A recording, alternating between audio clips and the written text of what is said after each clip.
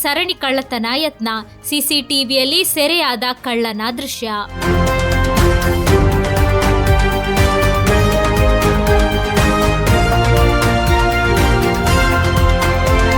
Kumbla police ಠಾಣಾ ವ್ಯಾಪ್ತಿಯ ಬಂದ್ಯೋಡ್ ಅಡ್ಕ ಎಂಬಲ್ಲಿ ಭಾನುವಾರ ಮುಂಜಾನೆ ಒಂದೇ ರಾತ್ರಿ 3 ಮನೆಗಳಲ್ಲಿ ಕಳ್ಳತನಕ್ಕೆ ಯತ್ನ ನಡೆದಿದೆ.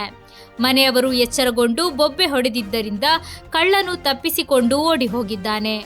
ಅಡ್ಕ ಚುಕ್ಕಿರಿ ಅಡ್ಕದ ಅನೀಫಾ ಅವರ ನೆರೆಮನೆಯವರಾದ ಮುಹಮ್ಮದ್ ಮತ್ತು ಅಬ್ದುಲ್ಲಾ ಎಂಬವರ ಮನೆಗಳಲ್ಲಿ ಈ ಕಳ್ಳತನದ ಯತ್ನ ನಡೆದಿದೆ. ಅನೀಫಾ ಅವರ ಮನೆಗೆ ನುಗ್ಗಿದ ಕಳ್ಳ ಮುಂಜಾನೆ 4 ಗಂಟೆ ಸುಮಾರಿಗೆ ಅಡುಗೆ ಮನೆಯ ಬಾಗಿಲು ಮುರಿದು ಒಳನುಗ್ಗಿ ಮೇಲಿನ ಮಹಡಿಯ ಅಲ್ಮೇರಗಳನ್ನು ಜಾಲಾಡಿದ್ದಾನೆ. ಅಲ್ಲಿ ಏನೂ ಸಿಗದಿದ್ದಾಗ ಕೆಳಮಹಡಿಯಲ್ಲಿ ಅನೀಫಾ ದಂಪತಿ ಮಲಗಿದ್ದ ಕೋಣೆಗೆ ಬಂದಿದ್ದಾನೆ. ಈ ವೇಳೆ ಅನೀಫಾ ಅವರ ಪತ್ನಿ ಎಚ್ಚರಗೊಂಡು ಕಿರುಚಾಡಿದ್ದರಿಂದ ಕಳ್ಳ ಪರಾರಿಯಾಗಿದ್ದಾನೆ. ಅಬ್ದುಲ್ಲಾ ಅವರ ಮನೆಗೆ ಅವರು ಮಸೀದಿಗೆ ಹೋಗಿದ್ದ ಸಮಯದಲ್ಲಿ ಮುಖವಾಡ ಧರಿಸಿದ ಕಳ್ಳ ಮನೆಯ ಸುತ್ತ ಓಡಾಡುತ್ತಿದ್ದನು.